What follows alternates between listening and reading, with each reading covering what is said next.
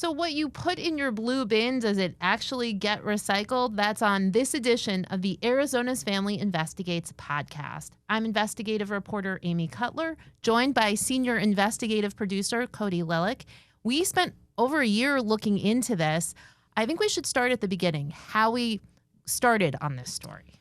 Yeah, it was really interesting, and really it was a kind of a nagging either question or thought that a lot of us had is what we put in the blue bins, either here in the office or at home, is it actually getting recycled? Is it going, and are we doing our purpose in recycling these items and making it a better earth? So we set out to test it, and recycling, of course, is not required here in Arizona. And we, when we said we were doing this project and got a lot of skepticism, and a lot of people wanted to know the answer. Where does this go? Does it even go anywhere? Because we know that there are sorting facilities here in Arizona, but what happens to it after that? And, you know, another factor in this whole investigation, and we'll get to in a little bit, is are we doing it wrong? And that's kind of what we found and what we can get into later. But we saw this being done across the country. We had our investigation going, but there were also investigations done from other news groups that showed that recycling is an international business. And we also found that as well.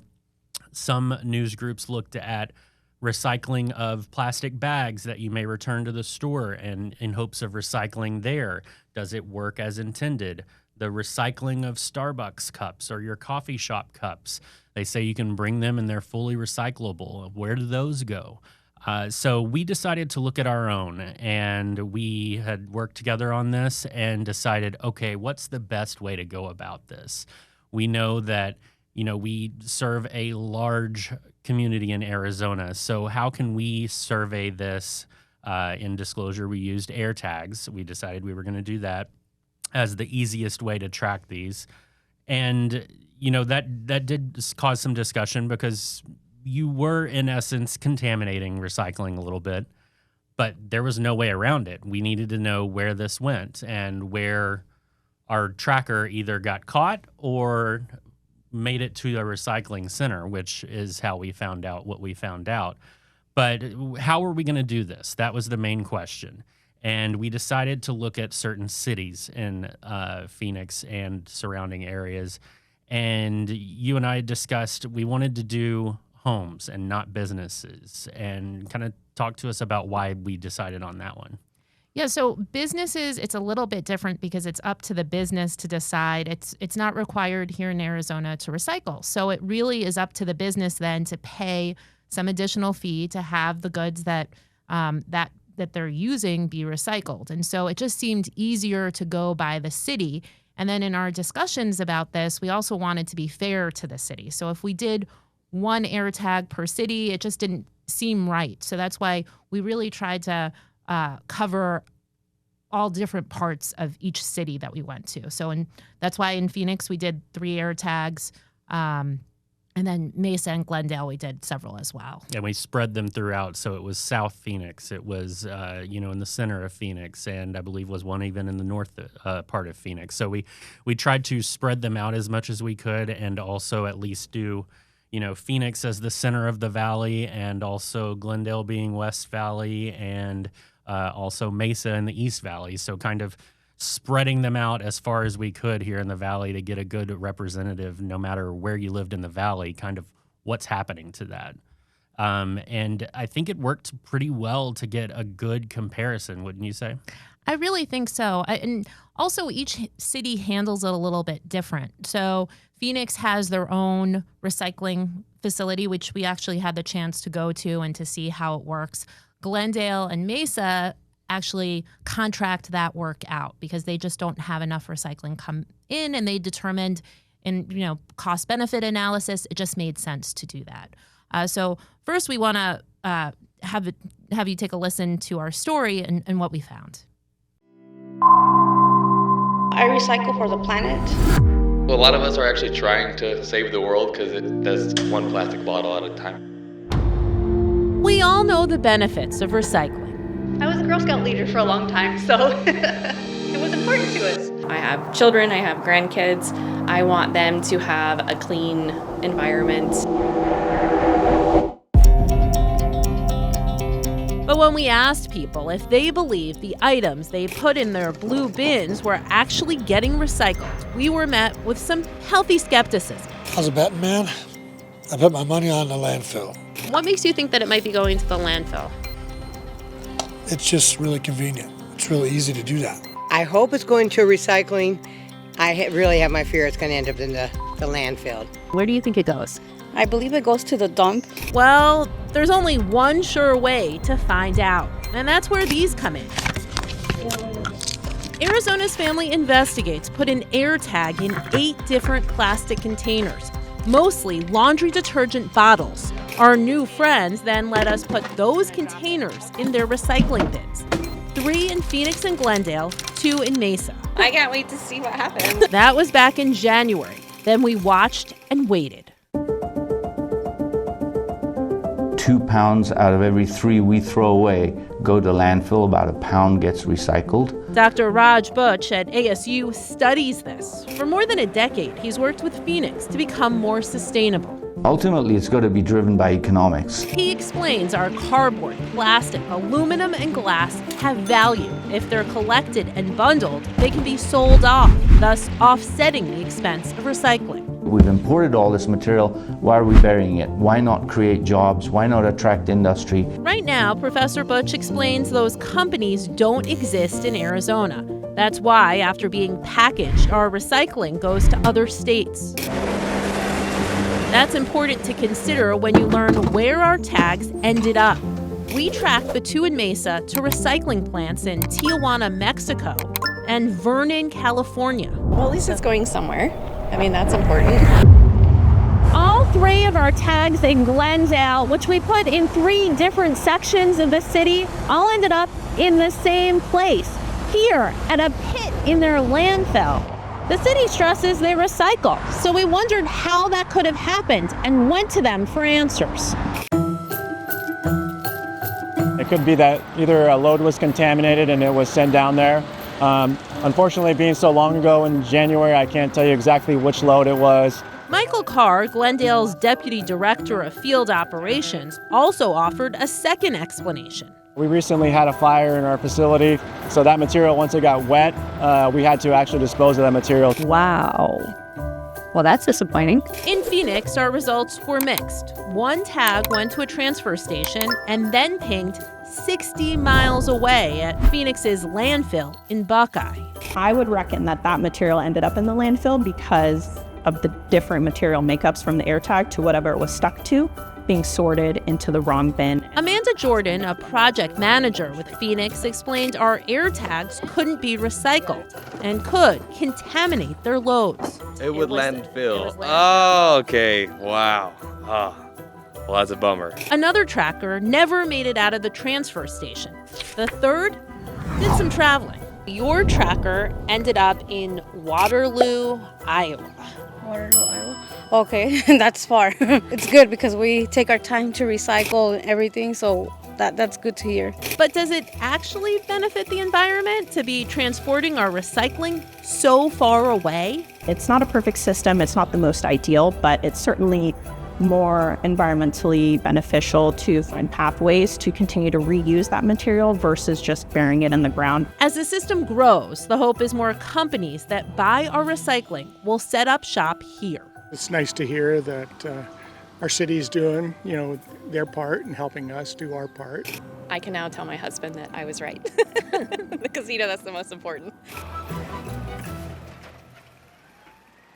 Now, Mesa declined our request for an interview. Remember, our trackers in that city ended up in Mexico and California. In response to our questions, they wrote, in recent years, significant efforts have been made to strengthen domestic recycling infrastructure. This approach helps reduce the transportation distance for recycled materials. It was pretty surprising where these trackers went. Yeah, it really was. And we didn't know what to expect or how long to expect it. So we had kind of envisioned doing this a little quicker than we thought, but then we kept monitoring where these trackers were, and it seemed like when we got to what we thought was a finishing point, at least one would move to a new location. So it kind of had us on the edge of our seats as well, not knowing where these trackers would end up. But of the 4 that ended up going out of state, they did all end up at recycling facilities. Some ended up in California, Iowa, both at recycling facilities, and then also at a facility in Mexico.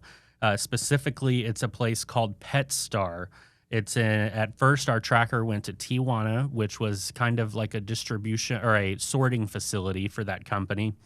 This company they recycle what are called PET bottles, which are food grade, kind of like a Coke bottle. And this is actually a Mexican company, part of the Coca-Cola Mexican industry. Coca-Cola is a shareholder in this recycling company.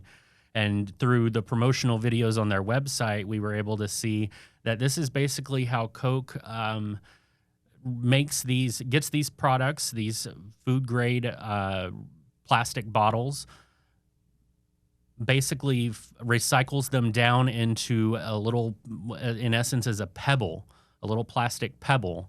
And through that, they are able to then make more recycled bottles, basically. So if you see a recycled Coca-Cola bottle, it may have come through this company, especially if it's in Mexico.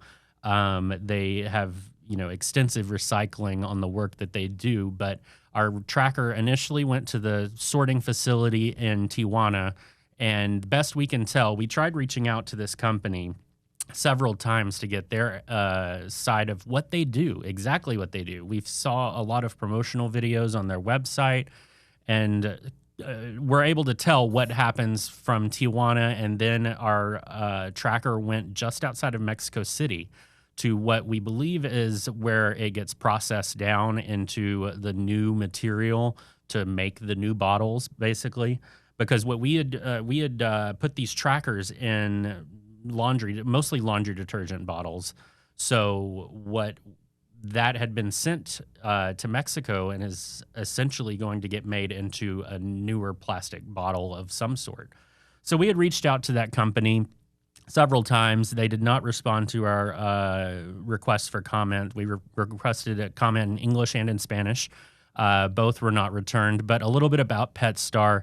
Again, they are invested by Coca-Cola in Mexico, and one report that I found saw that they collected 86,000 metric tons of plastic. That's a lot of plastic. It's a big operation, and from the videos, you can tell the kind of operation that they do. In Tijuana, it's all about collecting, sorting, bundling it up, and sending it on to the next location where it can then get processed down and then recycled back into a new product. So that was really interesting to see how something, and I believe that one was from Mesa, how something from Mesa, I believe it went from Mesa to the Salt River landfill to be sorted, and then to Tijuana, then to just outside of Mexico City. So it was just, I think it was mind-blowing for both of us to see the journey that one tracker had made. And it was in Mexico and is presumably now into some other kind of product. I don't know how you felt about that as well.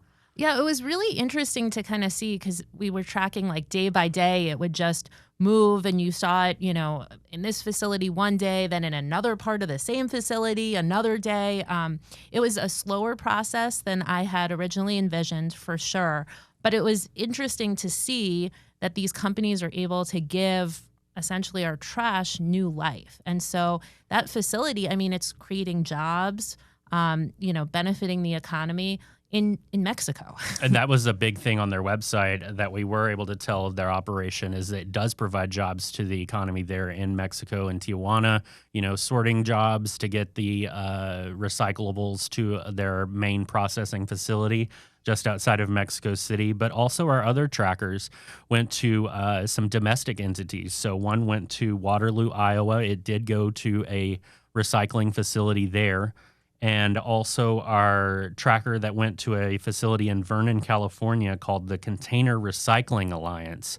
It started there, and then it did move to another recycling facility that is essentially on the inside the Port of Los Angeles. So it is a recycling facility there. We don't know what happened to it after that. There have been other investigations done that have found that recycling is sent internationally. I believe it was ABC News that had found that it had gone, recycling products had gone internationally. We can't confirm where ours went beyond the Port of Los Angeles, but that is the last known location. So it either got sorted out of the recycling or that was its last known location, I guess you would say. Yeah, that was kind of the frustrating part, because at that point you don't know if it had been destroyed because the product was being recycled or if it just stopped working at some point. So we don't ultimately know where it ended up, but it was good to see that these were actual recycling entities where they ended up. And a majority of our trackers ended up there. So that was good to see that, all hope is not lost in this. But it was also, you got that question of, is what we're doing and this massive trek to get from Arizona to Waterloo, Iowa, Los Angeles, California, Tijuana, and just outside of Mexico City, it's being transported on trucks or trains or whatever. Is that environmentally friendly? Is it making up for the recycling? Why can't we do it here? Yeah, that's a very good question. And when we started investigating, we didn't realize that these recycling facilities, these companies just don't exist in Arizona. ASU is working with Phoenix to change that. Yeah, and that was really one of the surprising things that we found out, is that there's just not a lot of demand for a facility here. And part of the issue is that they don't have enough production for the companies to process it all here. So it all gets sent elsewhere, where there's more intensive recycling, say in California, where they do have more strict regulations and do have more recycling. So that was interesting to see. And as more cities here in Arizona are offering these recycling programs, the hope is that it will happen and ultimately bring more companies in to process this here in Arizona, to not potentially have these go cross country and internationally, which was just still so crazy to think about. I know. I guess I didn't really think about the economic component to this, and that's what the ASU professor who specializes in supply chain analysis and sustainability had pointed out, that basically if you get the cost down, you can really, that's when recycling really takes off, because you have these municipalities, money's tight, having to foot the bill for this. And so there's that cost-benefit analysis that goes into all of this. Well, and another thing to explore would even be to see if there would be a situation here domestically like there is with this Pet Star organization in Mexico. Is there a way that you can, it's going to cost a lot of money, but you have corporations invest that, Coca-Cola needs these bottles, or another company needs recyclable material, that, they will be a shareholder in this project to get recycling ability in Arizona, and these companies can benefit. And so it's not all burdened on the cities, and you end up having a economic benefit to Arizona and not a burden, because it creates employment, creates opportunity and opportunities for people and the planet. Yeah, absolutely. Another component of this really has to do with contamination, because unfortunately, a lot of people do not recycle the products that they're actually supposed to recycle. People put things in the blue bin that we saw, car seats, all kinds of things that shouldn't be in the recycling bin. Cities refer to it as wish cycling. And we got a close look at this when we visited Phoenix's recycling facility earlier this year. Called the North Gateway Transfer Station. If you live north of Camelback in Phoenix, this is where your recycling ends up. That's a lot of stuff.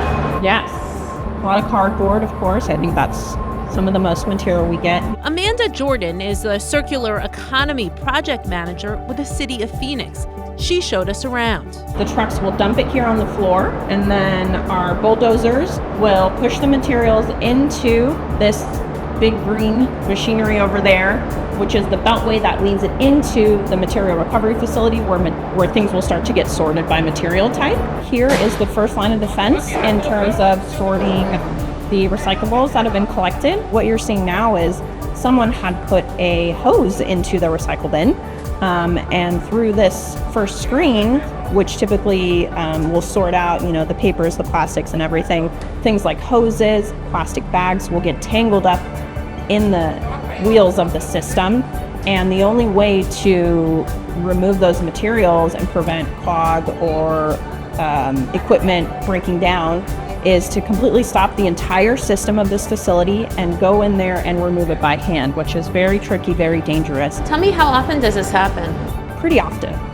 Yeah, a lot of, I would say at least once a day there's something that clogs it up, and we have to kind of shut the whole system down and make sure that we manage it immediately so that it doesn't grow into a larger problem. Once it's gone through the grinder looking machine, the paper and cardboard will get pushed up to this beltway, and it'll trickle down, and you can see it's labeled paper, and that's where the different types of paper and the different types of cardboard are being sorted out to then be pushed into these bunkers down here. And that's when it goes onto this trauma belt, and it will go up to the end of the process where it gets baled into big giant bales, and that's what gets sold off into the end markets like any typical commodity. Employees monitor those belts, taking off anything that shouldn't be there. We found that it's easier to simplify the process for our residents and have them put everything in one bin, and then we do the work to sort it out properly on the other end.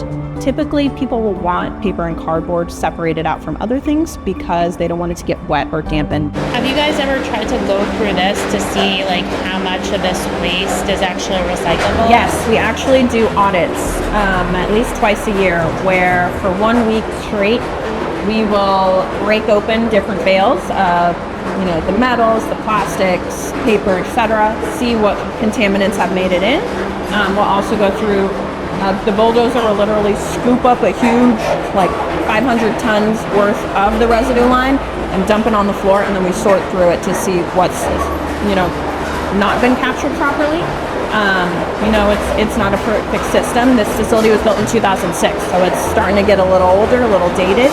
We've done a few different upgrades in terms of how we capture different plastics back in 2019, but this is definitely a facility that's going to need a few more upgrades to make sure that we're having less and less contamination in the bales. And then what about containers that aren't rinsed out? Typically that's not a big issue. We do encourage folks to rinse it out because it's a cleaner material, but for the most part it doesn't ruin anything in terms of the bales at the final capture. So here is the end product once materials have been sorted through the material recovery facility. It is baled and sold off into end markets like a typical commodity in a stock market. So this is clearly a big concern for Phoenix and many other cities, is making sure the right things get recycled. Those workers had their work cut out for them. Yeah, definitely. And that's a thing that a lot of the cities talk about, is that it's the biggest problem with recycling. We think so many things are recyclable because it might have a little bit of plastic here or there, but it's not, and it can really hold up the process. And some cities have even gotten a little creative in educating people and even children about what's good to be recycled and what's not. The city of Phoenix created a game, and it's online to help people, and it is essentially this world, and it gives you an object, and you determine, okay, does this item go to the landfill, a recycling center, green organics, or does it go to a donation center, something like a mattress or furniture, or a clean cardboard box? Because there is a difference between a clean cardboard box and maybe a pizza box that was used the other night for your family dinner. So they created a game where you decide, and get the right or wrong answer, and you even get a certificate of achievement. I got mine here. I love that. To basically, it quizzes you on where do you think this should go. Because, and I assume the items that they pick are ones that are frequently misrecycled or wish cycled. And seeing some of these items, you think, are people really recycling that? So like a mattress, of course, goes to a donation center. Clothing, donation center. But there were some other ones that were a little tricky. Foam egg carton versus a paper egg carton. So it was a little tricky for me as well. I got a little out of it. So it does vary by city as well. So what can be recycled and can't be recycled, depending on who they contract with, what they allow, what they don't allow. So putting the wrong thing into the blue bin can make it more expensive for these cities to recycle too. Glendale pays a company to process their recycling, and they audit when it comes in. They say when they have employees go around on recycling day and randomly look in bins and tag ones that are contaminated. So it's really interesting, and I believe it was the interview that you did with them asking about our tracker.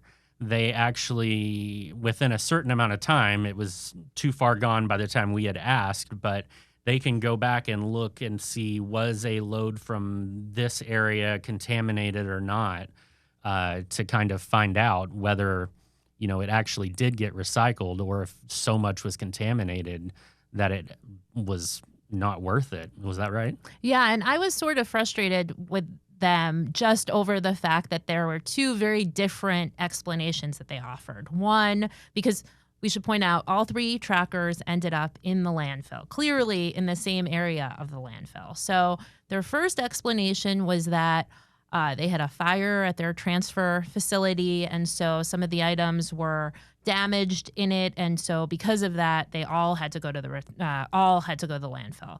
The other explanation was this whole dirty haul thing, where certain items were contaminated in these recycling bins, and that's why it had happened. But the fact that our trackers were in 3 different locations in the city, they had different recycling days. So that explanation just didn't seem to really make sense to me. I mean, maybe the fire at the transfer facility, but it was, in speaking to these homeowners who let us put the recycling trackers in their bins, there was some disappointment there, and you can certainly understand that. Yeah, and it was interesting to see because it was kind of a definitive answer for us that all 3 went there. There was no confusion there, and they wound up in roughly the same spot. So there was no confusion really on our end, and it really is just a question of, what was to blame? Was it the fire? And if it was contamination, then it brings the bigger question of, okay, so say my neighbor had a contaminated box of recycling or whatever, a bin of recycling, and I did it right, and everybody else on my street did it right. Is that one bin that's contaminated, is that really going to screw up the whole bunch? What's the defining line of, the whole thing's gone, got to go to the landfill? That would be interesting to, find out more about, because is it just one? Is it more than one? Where's the line for that? Yeah, and I guess I didn't realize when we started looking into this and talking to the city that because they contract out, if the load is a certain percent contaminated, like 20% versus 30%, then the company that they use charges them a lot more money. And so they also have to factor in that into the equation. And they claim that they've been doing this educational campaign, residents have gotten on board with it, that the recycling the rates of it are way better than they used to be. But then with our trackers, you kind of wonder, really, how did that happen? Yeah, and so throughout all of our investigation into this, a big tip, and no matter where you live, I would say go on the City of Phoenix's website and use their tool that they have. And I'm not sure, I think some of the other cities have the same tool as well.